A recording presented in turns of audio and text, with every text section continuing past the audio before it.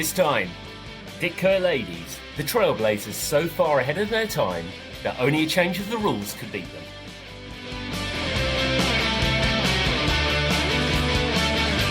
And it's no nay never, no nay never, no more, 'cause I'll stay a wild drover forever and more. And it's no nay never, no nay never, no more, 'cause I'll stay a wild drover forever and more.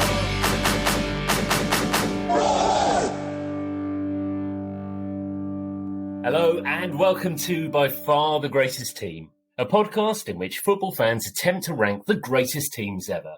My name's Graham Dunn, and as ever over in football's equivalent of Dictionary Corner, it's Jamie Rooney. Hi Jamie. Hi, Graham. Dictionary's Corner. That's pretty good. That's the first time I think I've ever been referred to as a dictionary. But just to back it up, I'm feeling pretty gladsome and chirpy right now, I have to say. I'm really looking forward to this one. I had a brilliant weekend in Copenhagen. I was lucky enough to go and see the Copenhagen derby, Brøndby versus Copenhagen, and it was incredibly fierce and incredibly excited. But I have to say, for that excitement, I think it's going to be topped with what we're about to learn about in this particular episode. Yeah, absolutely. This week we've got our first women's team on the pod, but the first of many, we hope. And when we stopped to think about where to begin, we realised there really is only one place to begin. The pioneers of the women's game, Preston's Kerr Ladies. And we've done a few historical teams on the pod before, and we're usually pretty heavily reliant on Wikipedia when it comes to that. However, this time we're lucky enough to have the person who Wikipedia is probably heavily reliant on when it comes to Kerr Ladies. It's the author of In a League of Their Own. It's Gail Newsham. Hi, Gail. Hi, Graham. Hi, Jamie. Good to have you on board. We're really looking forward to this. But before we get on to the story itself, and it is anyone who's not familiar with this story, it is an absolutely incredible story. Parts of it absolutely mind-blowing. But as people can probably detect from your accent, you are from Preston, and this is a story which isn't just close to your heart, but it's sort of physically close to you as well, isn't it? Well, it is. I mean, I walk the same streets that they walked. You know, I grew up near the factory, and when I'm ever down that side of town now and I'm walking around, I'll just think to myself, Alice Kell walked down here. And they're just with me all the time, and it's great. You know, I was so close to it, little realising it when I was a kid. But yeah, I think it's just one of those things that we're meant to be. And as a kid, I mean, did you know anything about this story, or when did you first become aware of Kerr Ladies? From a very early age, I knew there was a ladies' football team in Preston. I was always out playing football with lads. I was on the park. I was the only girl kicking a ball about with lads, and I can remember. As I say, I was only very, very young, but somebody walking by and saying, "Oh, she's good. She should be playing for Kerr Ladies," and that was, I think, my first awareness, really, that there was a women's team in Preston. My dad did talk about them as well. My dad saw them play in the 30s, so he knew where Mr. Franklin's fruit shop was in Preston and all that. So he had seen him about the place. So there was just some, little, even though it was a distant connection, there was just something there. I mean, it is an incredible story, but also relatively hidden from the world before you started to shine a light on it. I mean, it's not a story I was particularly familiar with. Jamie, had you come across it before? As much as football's been a cornerstone of my life, and I'm quite fascinated by the history of the game, until the internet, as it was back in 2007-8, was able to shine a light on this. And clearly, at this point, Gail had already written a book on this particular brilliant team long before the internet was even really a thing. That was my introduction to it. Yeah, I found it quite a fascinating story from its conception right through to the tours that they went on, right through to the kind of more troubling times that we're probably going to touch on towards the end of this episode. But yeah, I was quite fascinated. And it's one of the key reasons why we wanted to do this podcast, because we want to be able to talk about these football teams, and to have Gail with us today is an absolute pleasure and a privilege. So Kerr Ladies, I mean, who are they? Where did they come from? They were formed during the First World War from a munitions factory in Preston, which was Kerr and Company Limited. There wasn't a guy called Kerr It was the founders of the company were William Bruce Dick and John Kerr from Scotland. So that's why there's a comma after two people, like Smith and Jones, if you will. And they were formed in 1917 to raise funds for wounded soldiers at the local Moor Park Military Hospital. And they played the first game at Preston North End at Deepdale on Christmas Day 1917. And 10,000 people came to watch them. And they raised £600 for the wounded soldiers, which would be worth almost £50,000 today.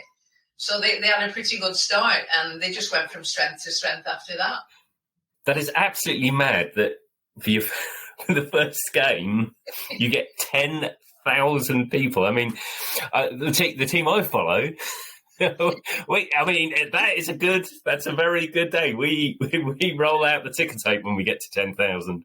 Yeah, it was phenomenal, really, that many people. I mean, I'm sure there was the novelty aspect, of course, women playing football, and the patriotic nature as well. You know, we're in the depths of war, and people pull together at those kind of times. So there would have been all of that, raising money for these lads who were, you know, they'd been fighting at the front and they were being treated and recovering from their injuries, you know, in the hospital. So there would have been many factors to get that amount of people there in the first instance. And you think, oh, well, yeah, there's the novelty thing. But then they grew and grew and grew after that. And it was just really quite a phenomenal story. If it wasn't true, I wouldn't believe it myself. Gail, a question for you. In the early days, well, I mean, we generally try to do a lot of good research coming into these things, and we realise we're going to be marked quite severely on the things that we kind of put into the pod by yourself. I'm going to be careful. I've double-checked my homework. So one of the things I read was there was a player in the early days, Alice Norris, and she challenged the boys in the factory playground when they were playing football during the lunchtime. You know, to see who could kick the ball through the window, and if the boys won, they got some Woodbines. If the girls won, they got a Fry's chocolate bar, or Five Boys chocolate bar, that classic kind of design. Is that a true story? Is that something that really happened? That is a true story. Alice Norris told me that story.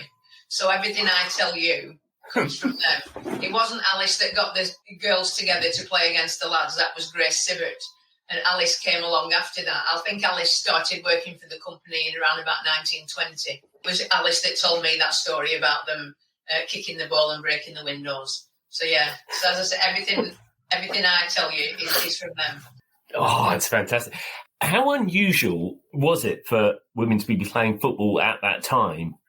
Well, but really, because during the war, women's football was the game that most of the munition girls, you know, played. Nearly every factory across the country had a women's football team, and it was all for the, you know, fundraising for the soldiers for the war effort and all that kind of thing. So there were lots and lots of teams, you know, across the country, but there weren't quite many as good as the Kerr Ladies. And it's particularly interesting given what happens to them from the authorities, you know, later on. This was something that was essentially promoted and supported by the authorities, by the government, by the company as well, I guess. Everybody, yeah, there was a lot of support for them. You know, the management at the company. Winston Churchill gave permission for searchlights to be used at the ground for a night match in 1920. You know, there was a great deal of support for them, you know, across the board. And of course, there was the other side of the coin where people still thought that women shouldn't be playing football. But I think, you know, the patriotism and all that, and the fact that they were a very skillful team, that raised the profile, you know, quite tremendously. And that first game in the factory yard, so nobody knows the score of this, is that right? Yeah, no, it's one of those, because the lady that told it to me was the daughter of the lady that started it, and she was always proud of her involvement with the team at that time. And they let her keep the football, and it was Edna Sibbert, it was Gracie's daughter, who told me the story, and she actually gave me the picture, the first ever picture of the team. And Gracie sat with the ball on her lap, you know, because she'd got it going. They said that she could keep the match ball. But whenever I said, well, how did they get on? What was the score? No, and nobody seems to know. So I think I wouldn't like to hazard a guess. I really don't know.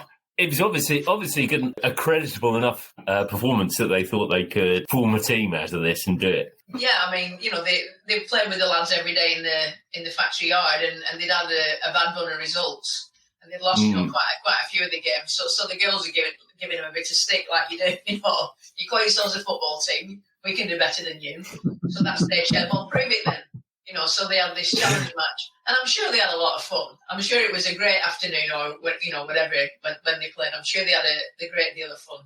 When the team was set up, there seems to be quite a lot of references to Alfred Franklin being like a core part of giving the ladies the platform and supporting and organising. How important was Alfred Franklin?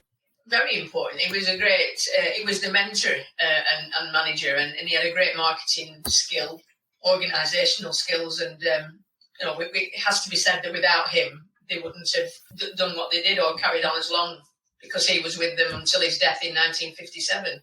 So he was very, very important. As we see in the Premiership these days, managers don't stay in post that long. There was nobody to sack him, was there, back then? The bit I was really curious about was was football part of his life beforehand, or was he presumably was employed by Dick Kerr, the factory. Yeah. So it's kind of an unusual sideline for him to end up. Yeah, no, I don't think he had much of a sports background. I just think he saw a potential waiting to be nurtured. And he took that opportunity, and everybody gained from it.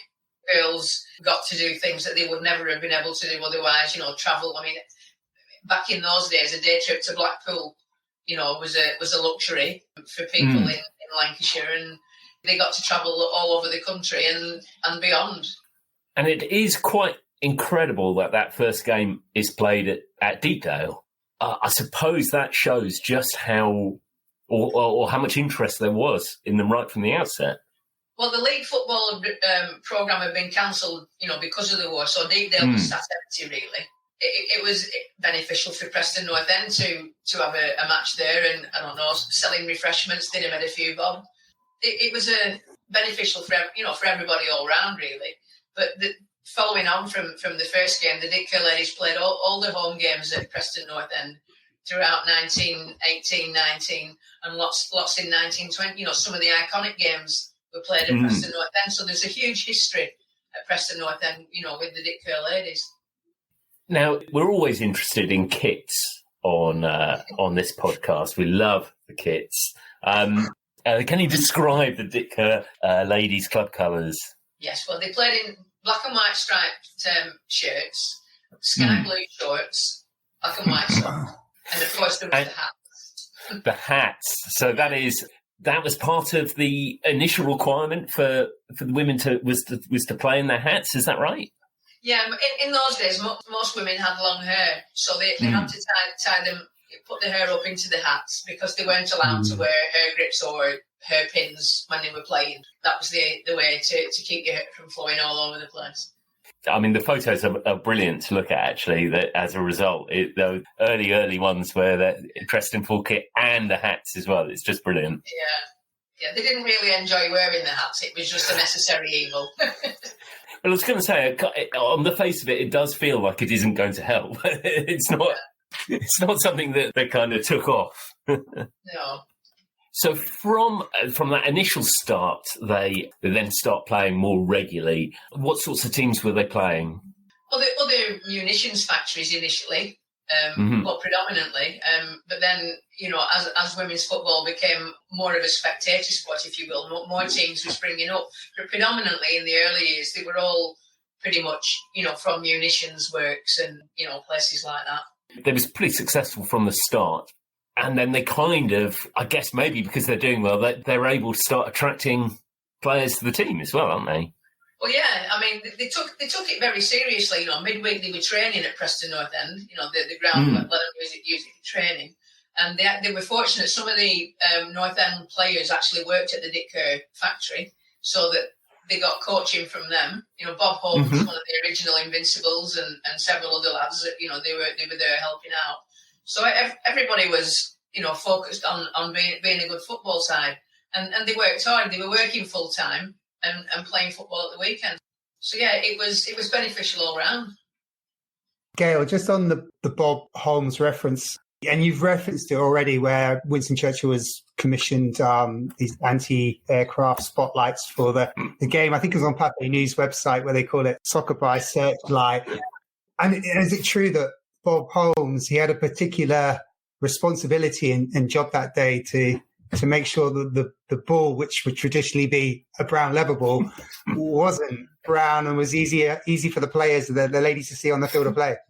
Yes, he came up with the idea of whitewashing the brown football, and that was his job during the course of the game. He was on the touchline whitewashing the footballs and throwing them on at regular intervals so that everybody could see a white ball from all parts of the arena. So it might have well been the first white football ever, you know. We have to unpick this evening game, which was presumably a first and just the most extraordinary idea to play a game, an evening game. I don't know, but 50 years before floodlights existed. Yeah. I mean, how did they make it work? Well, they got the floodlights, of course. You know, they had a meeting. It was all to raise money for the ex-servicemen in the town who were, you know, falling on hard times, obviously, and they came up with this novel idea. Some of the prominent politicians, councillors of the time were very supportive, and it was they all came up with this idea of playing a match at night and getting the searchlights, and they approached the War Office to loan these lights, and there was carbide flares all around the outside of the ground as well. But there were, you know, the lights kept going out due to petrol shortage and airlocks and all of that kind of stuff. So there were lots of amusing incidents. One of the players, Jenny Harris, who was the smallest player on the team, at one point nobody could find her in the darkness until a cameraman on the light. And then there's Jenny, you know, she's found, and so it was a really novel night. And again, there was another 10,000 people came to watch that. You've seen the footage on the Pathé. You can see the crowd. The Pathé footage is fantastic. But just on Jenny Harris, you mentioned her size. She was a bit tricky as well. She had that kind of classic low centre of gravity. Was that type of player who could do a few tricks and outpace her opponent just by quick speed of turn. Yeah, she was a naturally gifted player. Was Jenny? She was only 4'10", so that you know appreciates the layer of gravity. But everybody loved her. Players, the fans loved her. When they played the French team at Deepdale for the first time, Jenny scored one of the goals, and the crowd loved her. And they came onto the pitch at the end and carried her shoulder high. And her relationship with Flo Redford up front, you know, them two scoring goals together, they were telepathic, really. And you couldn't afford to buy them today. They just knew they had a great partnership up front, and they were called the Dick Kerr's box of tricks because they were always scoring goals. You reference the French games there, and I think the incredible thing about this story is how they kind of really innovated across so many ways, not just using searchlights for nighttime games, but which kind of French team came over? Was it a national French team or a club side from France? They were a representative team made up of several players, clubs out there from Paris. They'd approached the Dick Kerr team to come to England to play an international match, and they took up the challenge, and they arranged a tour, and they played 4 games. But the first game played at Preston North End, and 25,000 spectators came to that match, and that was a record crowd for the ground at that time. There'd never been a bigger crowd at Deepdale before then. During that tour, they played the 4 games, and they raised over £3,000 for the wounded soldiers. So we're looking at a lot of money. They were doing a lot of good with all of this, but following on from that, the French team came up pretty much every year. They came over and went on tour up to the Second World War and beyond. Oh, wow. But yeah, it was quite a good relationship that they all had with them. Yeah, well, absolutely. And is it Carmen Pommies? I think it's Pommiers, the correct pronunciation. Yeah, that sounds better. That's how it reads, isn't it? Pommies, yeah. Pommiers does have a bit more of a Parisian lilt. Is this right that she was in the original French team that came over and then ultimately ends up playing for Dick Kerr Ladies? Yeah, she had a long affiliation with the team at Carmen, and she's another one that everybody loved as well, saying what a wonderful lady she was. And when I'm down that side of town again, I think Carmen walked down here, because she was just lived within walking distance of the factory. But she was a really good player, champion javelin thrower in France. She could turn her hand to most sports. She was a really good tennis player as well. She eventually went to live in America later on after the Second World War. But during the Second World War, she was a heroine on the barricades in the resistance. Her story is absolutely fantastic. You must read the new edition of my book because there's a chapter dedicated to Carmen in that. What an amazing woman, honestly. And she lived and worked in Preston. Oh, well, I'm not gonna ask why anyone would. Why wouldn't someone swap Paris for Preston? Well, they were the best women's football team, weren't they? You know, I mean, she'd had that experience of playing against them, and she came over for a couple of years. She went to America with them, so she got a good deal out of that. And practically every year after that, up to the Second World War, she came back with the team, and they went on tour. Playing football, raising money for charity. And then the last time I think she came was just after the war. She came to explore the opportunity of teams coming over again. Shortly after that, that was the last time I think she ever came to Preston because she got a job opportunity in Rochester, New York. She went to work there for the United Nations eventually. But she was a fantastic tennis player while she was out there, won lots of awards. But eventually she went back to France and she died on her 82nd birthday. If there's somebody you'd want to have round for a brew and have a chat with, I really would love to have met her. She captivates you really. She's a fantastic lady. If having Carmen around is the best thing for a cup of tea, I think unfortunately she's not here, but we definitely have the next best thing because we're getting these kind of secondhand accounts that feel that we're having that cup of tea with her right now, which is great. Yeah. Oh, that's nice. I mean, this is one of the great things because they're all amateurs. They have this kind of extraordinary football existence, but the players all go on and they all have these other extraordinary parts of their life. Whereas, actually, when you're looking at players in the professional game, they kind of play football, maybe go and do some coaching or manage. This whole, it is an extraordinary thing. Now they did play 4 games against France when they come over in the first time. Do they come out on top across the 4 games? They lost the last one at Chelsea. They lost 2-1. I struggled to find a lot of information about that one. I know somebody scored an own goal and there was an inadvertent goalkeeper and they only had 10 players. Jenny had been knocked out. She was unconscious, so she couldn't play. So they were down to 10 players, but they lost the last match. But when they went out to France later in the year, they came home unbeaten. They didn't win. I think they drew one of the games, but they won the others, and so they did quite well. So they retained bragging rights. Absolutely, they got a rapturous welcome when they came home. Everywhere the streets were lined with thousands of people all along the route back to the Dick Kerr factory. They were being cheered, all through the town. I imagine it would be an incredible sight. Now, I guess probably the most famous game, or possibly the high point of that, it has to be the Boxing Day game against St Helens Ladies at Goodison Park, which the number of people who went to that game, it is mind-blowing. I mean, was it more special than others? Was there a reason why, other than it maybe being on it was Boxing Day, wasn't it? Yeah, it was Boxing Day. I think, no, it was... They were going to play it at Tranmere Rovers, but they couldn't be played there for whatever reason. And Goodison sort of stepped in, I think, at the last minute. It was a game for the wounded soldiers. They promised to go out and raise money for soldiers on Merseyside.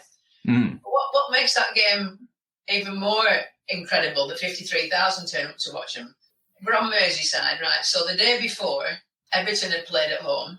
The afternoon of the Goodison match, Liverpool were playing at home.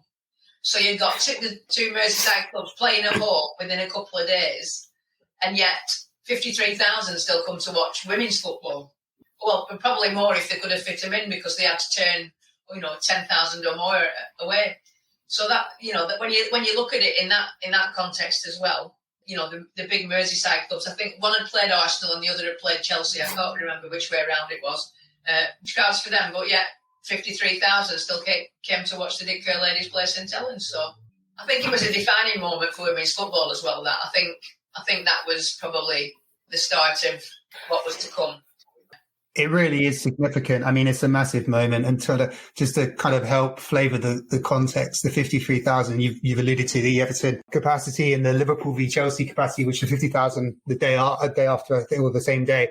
But Everton, as an average for that season, were drawing around about 35,000. So I mean, that game is 20,000 more than what Everton would normally command for a game. And just to kind of give it another context, England played Scotland in the April of that year, 1920, at Hillsborough, and that was 40,000.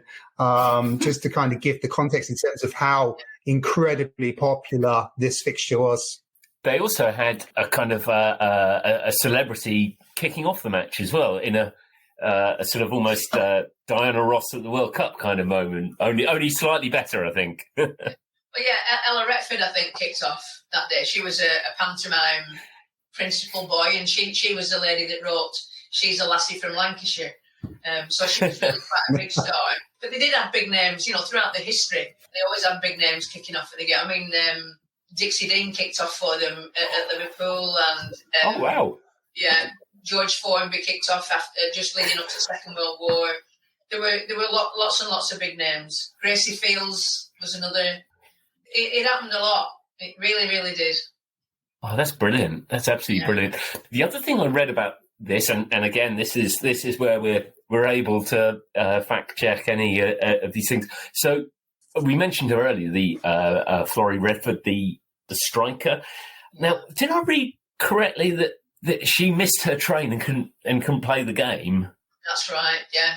Yeah, she did. It must have been absolutely devastating for her, really, when you look back and think, bloody hell, biggest game ever, and she wasn't there. But there, see, that game, they played Jenny Harris at centre forward, and she scored a goal, and they were 1-0 up at half time. But Captain Alice Kell, she got a bit of an injury, so they put her up front second half just to keep her safe. She scores a hat trick and they win 4-0. So it was a good day all round, even without Flo playing, the best striker. There's nothing more depressing for a forward when a defender goes up top and gets 2 or 3, gets a hat trick. I mean, it's fantastic. Yeah. Yeah, I've from a personal point of view, I've experienced this year. Graham and I, we play in a senior football team. We went for a tour in Workington. I'm a forward. I got injured. Our centre back went up front, and he scored 3 goals and never stops talking about it. Yeah. Actually, you take it a bit for granted, even travelling to games. But I mean, that was that's a huge logistical thing, let alone for amateurs to be able to do this, and you've got other things going on in your life. Even the commitment to play, it must have been huge for them. Absolutely huge, but they loved it. Alice Kell's father, he was a ticket inspector or something on the railways. So when they were leaving from Preston by train, he always made sure that they had a good carriage and looked after him that way. But they travelled through, by coach as well, and obviously they were a bit bone shakers in those days, wouldn't they? But I'm sure they had a great time, and they were just having the time of their lives, really. And the team was fairly young, wasn't it? I think in terms of the average age, they were young ladies, which kind of makes sense that they are having the time of their life. So does that mean the responsibilities at that time for them were fairly light, so they could combine the kind of the family, the work, and the football life, or was it just the priority was football and everything else came secondary? No, they were like a family. I remember Alice Norris telling me about Alice Kell and Flo Redford looking after her because she was one of the younger players, and they made sure that she was all right. They went to a match one time, and this bloke were giving Alice a bit of unwanted attention, shall we say? And Flo Redford went over and told him to do one, mate, basically, and he said, what's it got to do with you? He said, she's my kid's sister, that's what it's got to do with me. Now sling her up, that type of thing. So they did look after one another. And Alice told me another tale about she'd gone round to Alice Kell's house, and her brother was a bit interested in her. And she was saying, now leave her alone, she's only young. And Alice says to me, what do you mean I'm 19 now? So they were just kids. But they looked after one another. They were a great unit. There was a lot of team spirit and camaraderie. Yeah. Nobody had a bad word to say, really, about any arguments in the team or jealousies or anything. They were all, I think, just enjoying the situation that they were in. And I guess as well, I mean, and Jamie, you were talking about this, that actually the attention on the team had sort of outgrown Preston itself, hadn't it? Especially with the attention it was getting through the Pate newsreels. Definitely, yeah. There's a quote in 1924 at the company annual general meeting that the ladies' football team was now more famous than the company. I mean, the company exported tram cars all over the world. So with the Kerr Ladies were they thought, more famous than them. Is it true, Gail, that the Pate News features started around about 1920 and then just continued all the time through then, which was obviously going to grow the popularity? I think cinema viewing at that particular point in the UK was somewhere around about 40, 50 million people were watching films a year. People going to the cinema more than once or twice a week. So did that really kind of propel the team into another space in terms of where they were? Or were they already on that journey naturally and Pate just kind of helped supplement it? I think they were already on that journey naturally, but it did help. I remember another lady talking to me, Eva Gardner. She was telling me that they had been filming one of their games, and it was on, the Pate News at the cinema. And this friend came running up to her and said, "I saw you and you were on this, in the pictures." And so it was, they were like celebrities, and it was a thrilling thing for them to be, to be on the picture screen. I mean, for heaven's sake, it was. You can't imagine what it must have felt like. As you say, the game itself is probably a turning point for what comes. But actually, 1921, phenomenal year in terms of the games they play. I mean, they get through a lot of fixtures, don't they? They played 67 games of football in 1921, and almost 900,000 people came to watch them. So, I mean, it just blows your mind, doesn't it? Think about all those people coming to watch women's football. And yeah, they played. Don't forget, they're still working full time at the factory as well, travelling up and down the country. And they didn't have a chartered plane or a private, bus or whatever. They had to get there by any means that they could. So they all did really, really well. And in 1921, Flo Redford scored 170 goals. So they did a pretty successful year. What are people going on about Haaland right now? I mean, he's 50 goals? That's nothing compared to 170 goals. Exactly. And she deserves to be in the record books for that, doesn't she? No matter what level of the game you're at, to score 170 goals in 1 year, working full time at a factory, she deserves to be remembered for that. And they were going to some really well-established football grounds as well, Gail. I think that's right. I mean, I just noted a few coming into this, and it was some really big grounds, Old Trafford, Celtic Park, the racecourse at Wrexham, one of the oldest football grounds still in existence, Meadow Lane, Bloomfield Road. There were some fantastic grounds that these girls were playing football at. Yeah, they played on all the top stadiums at some point or another. So yeah, and everybody was thrilled to see them. The charities knew that if the Kerr Ladies were in town, they would get a good crowd.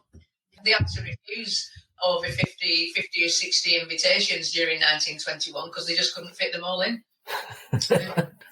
You mentioned it earlier. One of the kind of the reasons and the drivers of the team's formation and these games was the money they were raising for charity, and they raise a crazy amount of money, really, don't they? Yeah, throughout the history, it's estimated that they raised over £180,000, but in today's terms, we'll be looking at a figure in excess of 10 million. Wow. They deserve a bit of credit for that too. You can imagine all that suffering that they helped to ease. Yeah, no, it's an extraordinary achievement. Now, everyone seems to be enjoying the development of Kerr Ladies and women's football in general, and it's riding a crest of a wave, and we're getting these incredible attendances. But obviously, not everyone is enjoying it, because then the FA come up with a pretty draconian reaction, don't they? They do. They made it increasingly difficult throughout 1921, to be honest with you. for them to play football, because there'd been rumblings, from lots of different quarters, and so they were asking the clubs that they couldn't just let the women play. They had to get sanction from the FA, so they had to ask permission, and then they also had to send a statement of accounts for where the monies went after the game. So it got increasingly more difficult throughout 1921. But then, of course, on the 5th of December 1921, the FA banned ladies football and, changed the course of the game forever, really. Did they have a rationale or a defence, or what reasons did they give? They said they'd had complaints regarding women playing football, and their opinion was the game of football was quite unsuitable for females and should not be encouraged. And they were also suggesting that not enough of the monies raised at the matches was going to charitable causes. Too much, they said, was being absorbed in expenses, and it's for those reasons that they ban women from using league grounds. Obviously, one of the suggestions is that it coincided. They were obviously getting higher attendances than many of the men's football at the time, and also the FA was looking to expand the Football League at that stage as well.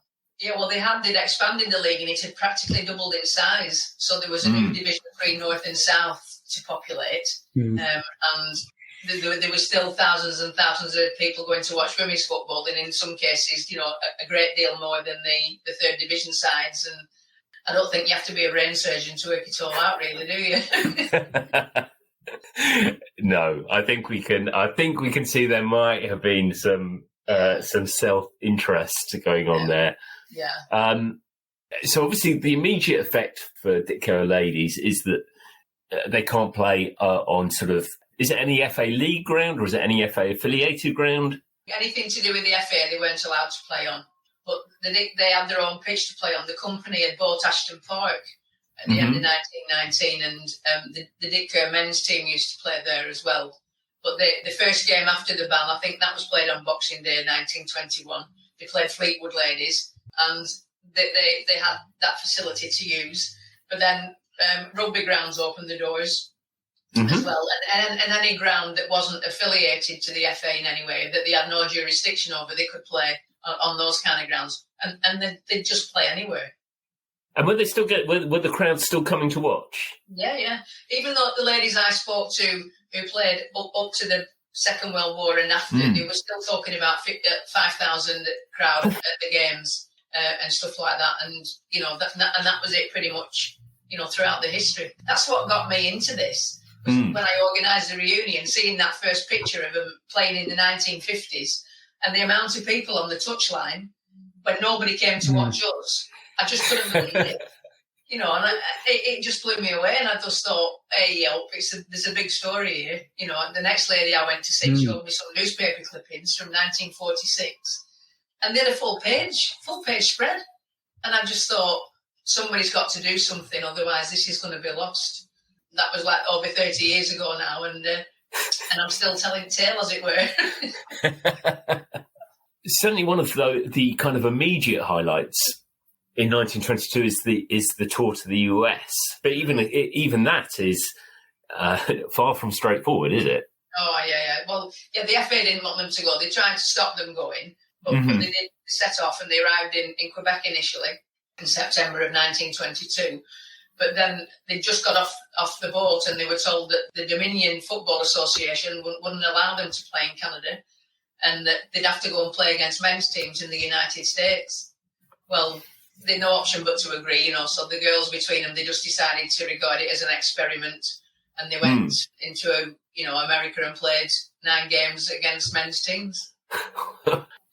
This team is just unfazed by anything put in its path, isn't it? Yeah, they just the tenacity and fighting spirit, and just for the love of the game. They have that. I think that's why I identify with them so much, because I'm a footballer, and you get it when you're part of a team and you've got that love and that commitment in your heart. Then there's nothing you won't do. And they hold their own in the US actually against the male teams as well, don't they? They did all right. They played 9 games. They won 2. They drew 3 and lost 4. But they did well. They held their head high, and the newspapers said that they'd done really well, showed great spirit in the games, and yeah, they made a good impression whilst they were out there. It just shows this almost unreal existence some of the players were having. That they should be, traveling to America in 1922 is. I mean, it would take you some time to get there, apart from anything else. Yeah. They just, they took it in the stride, obviously they'll have been thrilled with the adventure of crossing the Atlantic and going to play football, but they took it in the stride, and when they stopped playing, they didn't talk about it anymore.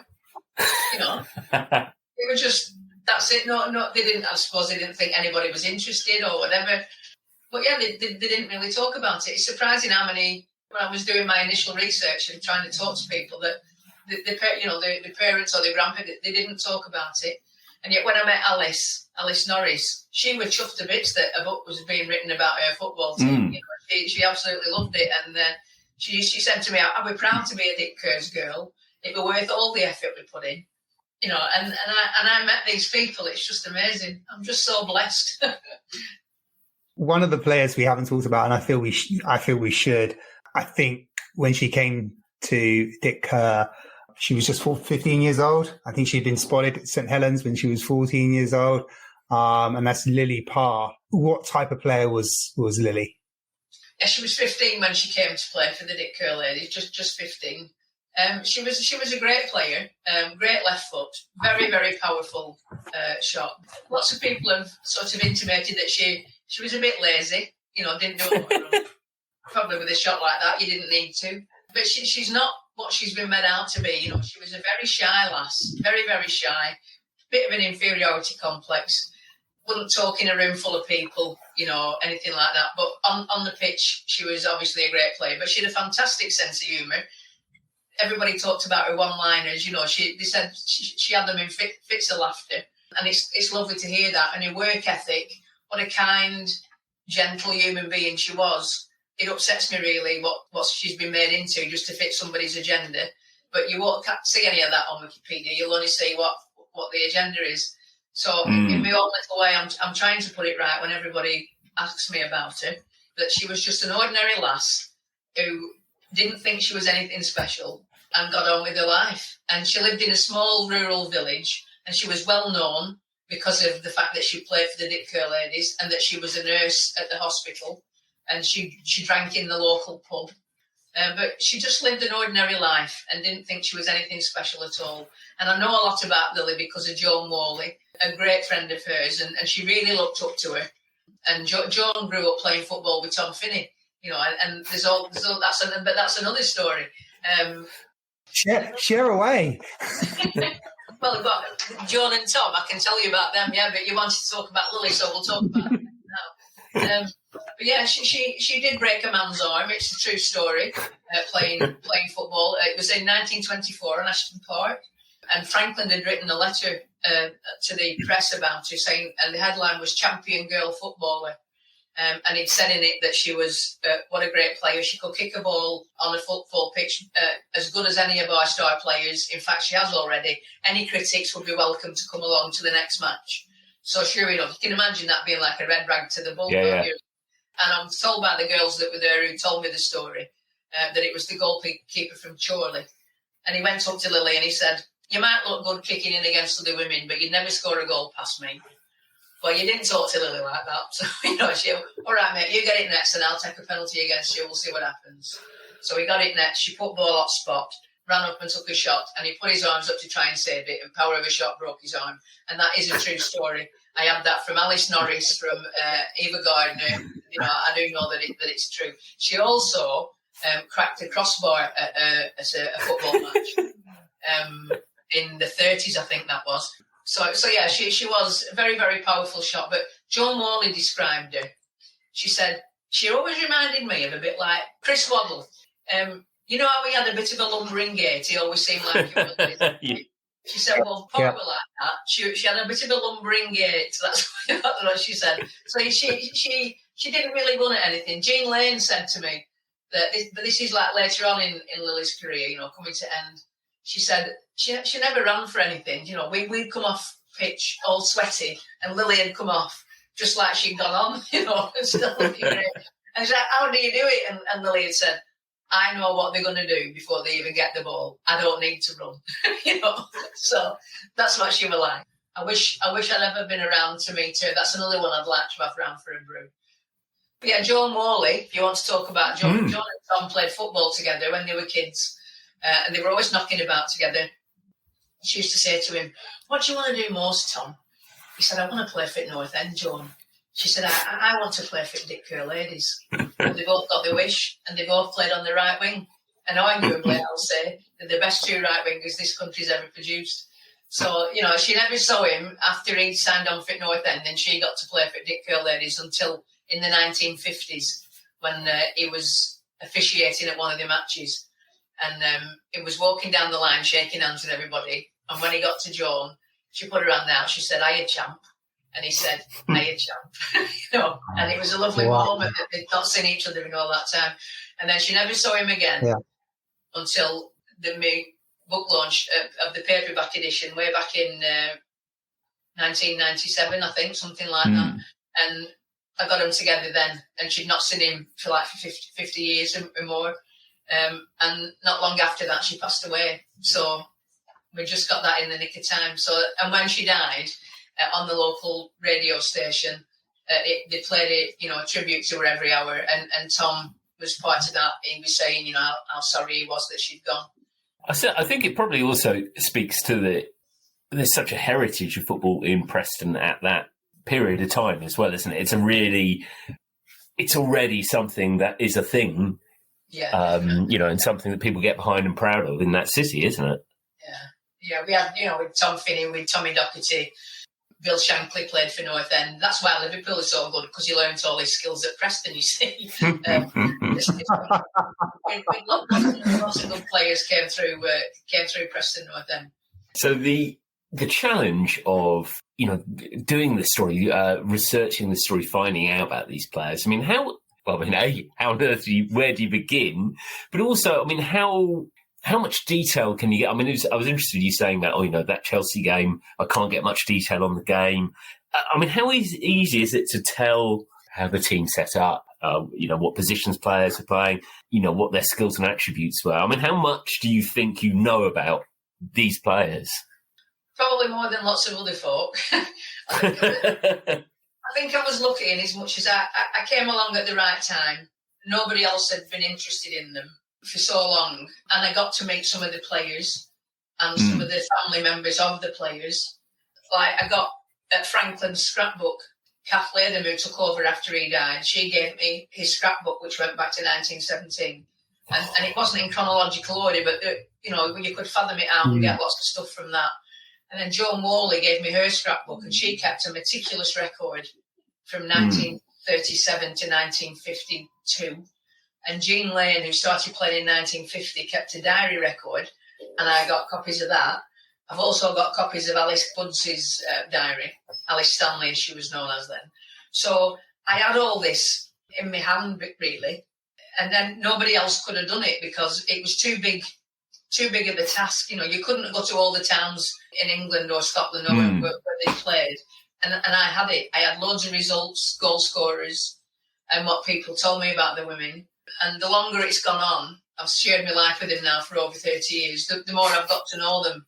Apart from football, they're incredible women. And as I said, I just came along at the right time. But to illustrate to you how nobody knew about them or gave a flying fig about women's football, I went to interview Lily Parr's nephew, and he couldn't tell me anything about her at all. And I thought, well, that's been a bit of a wasted journey, but, nonetheless. Anyway, he gave me a copy of, when she passed away, a eulogy, a death report in the paper. And there was very little in it, it just said, I think it was Stanley Matthews of women's football dies. And then when I was getting up to leave, he said, "I've got her old boots at shed, you can have them if you want." So nobody knew. That puts it as it was then. Nobody knew anything. Whatever you know now has come from the stuff that I managed to piece together. But, these boots had been in shed, rotting for, I don't know, 20 years or more. I don't know. Yeah. I think in 1950 she played her last, 51 she played her last match. This is 30 odd years. Boots rotting in its shed. I've got her old boots, you can have them. That just sort of puts it into perspective how nobody knew anything about the Kerr Ladies. Other than, they went to America or they played a game and nobody knew what a big story it was. It was just a little thing. There was an odd picture perhaps and people would have thought, oh, they played a game of football. Yeah, so I would look at. I read somebody put on Twitter recently about reading my book, and they said about reading about Tom and Joan playing football. He said in my mind I could see them together playing, and he said you were the right person in the right place at the right time. And I think we're all put on this earth for a reason, and I think that's one of the reasons that I've been sent here was to look after them, because I don't do it to make any money, or it's about getting them the recognition that they deserve, because I'm a footballer and I know how they must have felt. The recognition has started to come. I mean, it's very belatedly, but it must be rewarding.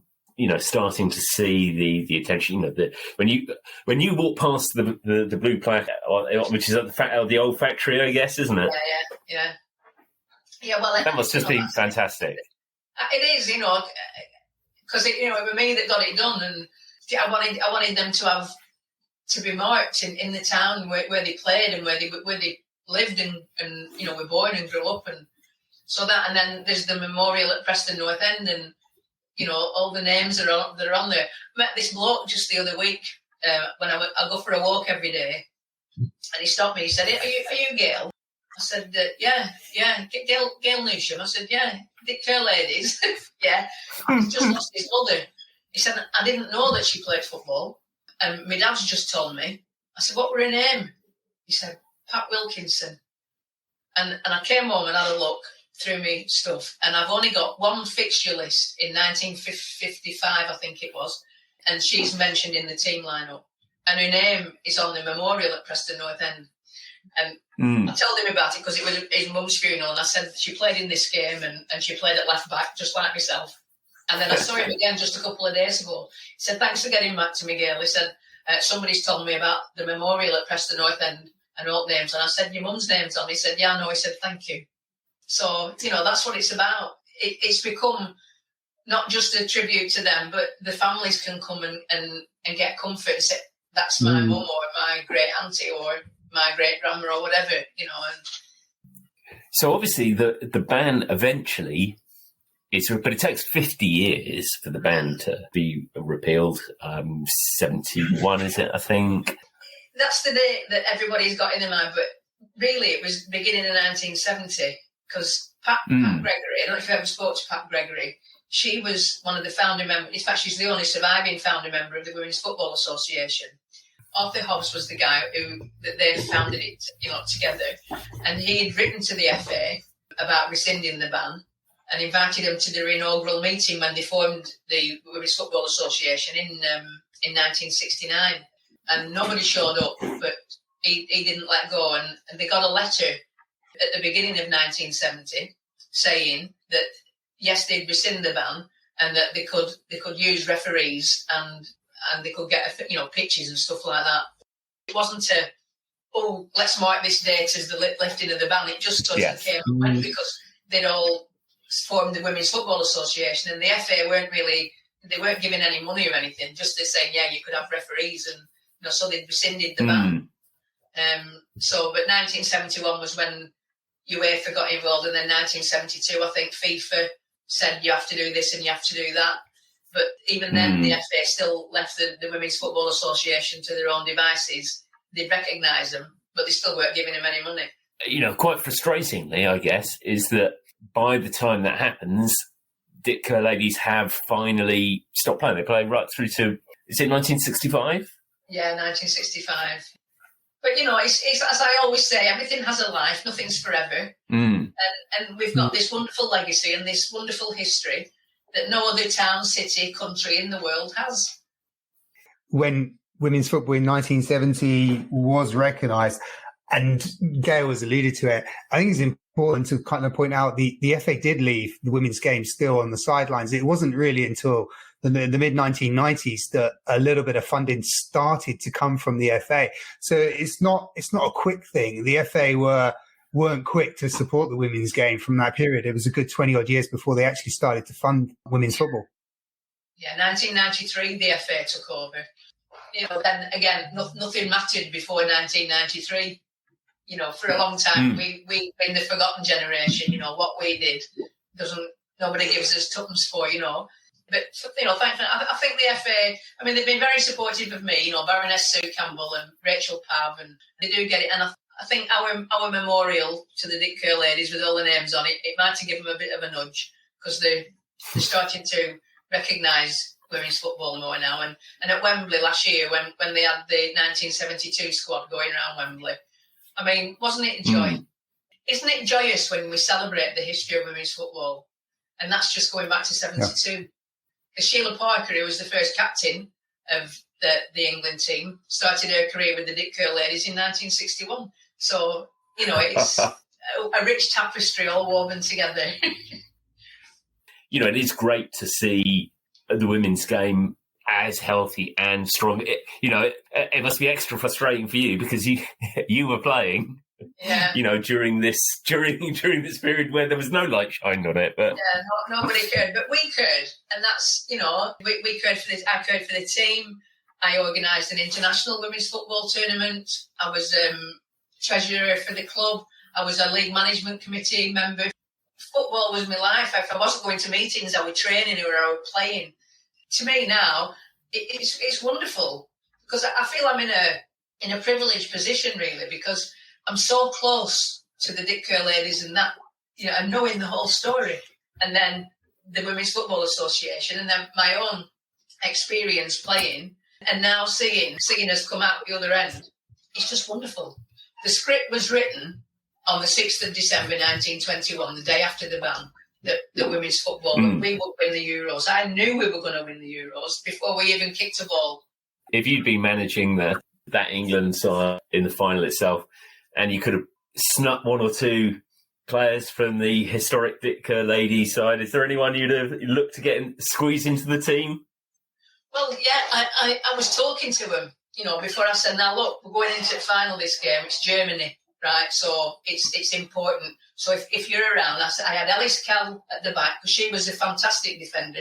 In the mould of Bobby Moore, she was a cracking player, but could also score goals. So I had Alice Cal at the back and Jessie Wormsley in midfield. She was a great outside. She played on the left. She played on the left, did Jessie? So she was midfield. And then I had Flo Redford and Jenny Harris up front. So I knew they would have definitely been in. Well, they were there. And, I'm sure they would have been, all of them would have been in the stands clapping and cheering along with the rest of them. Dick Kerr Heaven would have been rocking that night, I'll tell you. So, yes, we come to our ranking of these teams. We try to give them their place in history, and we have 5 categories. The highest is the all-time greats, true greats, touch of greatness, edge of greatness, and a blink of greatness. We won't be needing any of the ones down there. Jamie, maybe I'll start with you. How would you rank this team and its legacy?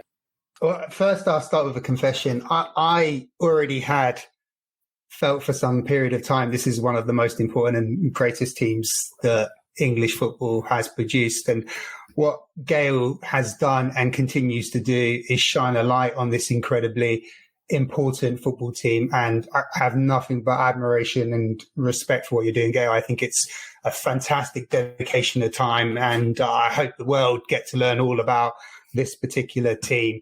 Nothing we talked about has diminished my view. In essence, it's gone up even more.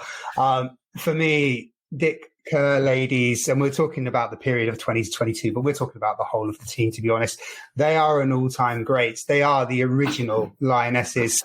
The stuff that they've done, not just on the field, but the money that they've raised off the field, the equivalent of £10 million raised, is incredible. And that alone is a story worth telling, let alone the ridiculous number of games they played in 1921. And I think, Gail, they won almost all of those games as well in the process. Did I read that right?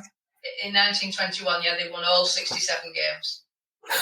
I mean, do we need to say more on where we rank them? Dick Kerr Ladies, all-time greats. Definitely. Well, yeah, they are probably the all-time great, really. I went in 2019. We went to the Northwest Football Awards, and they gave us a special recognition award to mark the end of the centenary of the First World War, and they described them as probably the most important team in the history of women's football, and they are. And it's not just football; it transcends to so many different, aspects of their lives and everything. So for me, I mean, obviously, they're the number one. And you're going to get no arguments, no arguments from me. There's no question. Dick Kerr Ladies, all-time greats, without doubt. I tell you what, Gail, that's about. Sorry, Graham, I was just going to kind of share. That's a badge of honour because Graham likes to play devil's advocate and try to talk things in a different direction. Just because, and the fact that he's just falling over just straight away on that one is an absolute badge of honour. The only thing I was going to pull up, but this was difficult because, of course, because they weren't in organised leagues or cups, they don't have silverware to show for anything. Now, it would be harsh to pull them up on the grounds of this, but there was some debate around because they used the title, didn't they, world champions, and that did seem to be They did. They called themselves world champions because they'd beaten everybody. They went to a run of over 200 games without defeat from the 1920s to 1934. You can't argue with that. But in 1937, because they called themselves world champions, they had it on their headed note paper. And although it wasn't an official thing, they felt justified that they'd beaten people from, all over the world. Edinburgh Ladies had seen the note paper and they objected to them calling themselves world champions. And they played them, the best team in Scotland. So they accepted the challenge and the press documented it. There's loads of press cuttings, a championship of the world match and all this. They played the game and the Dick Kerr Ladies won 5-1. So yeah, they I think they're justified in claiming that they were world champions. Who else has gone over 200 games without defeat? It is difficult to argue with. The other thing we always like to do is we always like to think if, and there's no danger of this because we haven't invented a time machine yet, but if we do, we will be back in touch and we'll give you the chance to honour this. But if you did have a time machine, if there was one game or one moment in a game that you could watch, Gail, where would you love to go back to? I think it'd have to be the Goodison match, wouldn't it? I'd like to see that for myself, and feel the atmosphere and the crowd. And so, yeah, I think the Goodison match, definitely. I'd love to be in a time machine watching that. 1.5 time. Who? Hang on, they're moving us back up front. No, this will never work. Jamie, where would you go back to? The game against St Helens at Goodison is also definitely up there, but I think I would probably go back a couple of weeks beforehand and watch the game under the makeshift spotlights. I think that would be quite fascinating. To go to a night games under the lights is always an incredible experience when you watch live football. I think to be in 1920 and the smell of the petrol, seeing Bob Holmes paint the ball every 5 minutes, I think that would be fascinating. So that very narrowly clips it for me. That's where I think I would go in the time machine. And if I could stick around for a week or two, I could go to the Goodison game as well. I did meet a gentleman that was at that match. He was in his 90s when I interviewed him. He said that he thought that the girls were very good at football, and he said the player most outstanding. And after all those years, he remembered the captain's name, Alice Kell. He said she was the player most outstanding, and he'd never forgotten her name in all those years. I think the investigative journalist inside me, if there was one, would have to go I'd want to be in the factory yard watching that first ever game and discovering what the result was. What the result was. That's what I'd want to know. And just seeing it right at the inception of it would just be brilliant. So I think that's where I'd go back to. Although I'm obviously tempted by watching the searchlights, which is definitely great. Before we kind of wrap up, so as we're going, I think it's important to kind of, send our listeners to some very important places. We've referenced it in A League of Their Own. You've recently updated this, as you've already referred to. I know for definite you can buy on Amazon because I've bought it on Amazon. You can also go to the kerrladies.com website, which is a fantastic website. There is incredible memorabilia. There's all of the player names. You can learn so much about Dick Kerr Ladies just going on that website. But I encourage you to go to Amazon or wherever you want to get your books from and buy Gail's book on Dick Kerr Ladies. Absolutely. And I was going to ask, Gail, if anyone finds themselves in Preston, where can they find the blue plaque? It's on Strand Road in Preston. It's on the factory wall. It's still there, and it's in an arch, and it's got the years 1900 underneath it. But when that building was built, Brilliant. That's fantastic. So definitely worth going to. Gail, it's been a real pleasure having you on. Thank you so much for being our human Wikipedia today. Far better than Wikipedia. Thank you so much for your time. You've been very kind. It's been lovely to meet you both. Thank you very much indeed. Excellent. Jamie, thank you as ever. This has been fantastic, Gail. It's been a privilege to spend an hour and a half with you talking about this football team. Thank you so much for your time. We really do appreciate it. You're very welcome. Thanks very much, guys. Good luck with your podcast. Thank you. That's it for this week. Please get in touch with any comments about the incredible stories you've heard today and with any suggestions on any great teams we should cover, particularly from the women's game. We do plan to do loads more of them. If you've enjoyed the podcast, please leave a review. Don't forget to subscribe, and we'll see you again next time.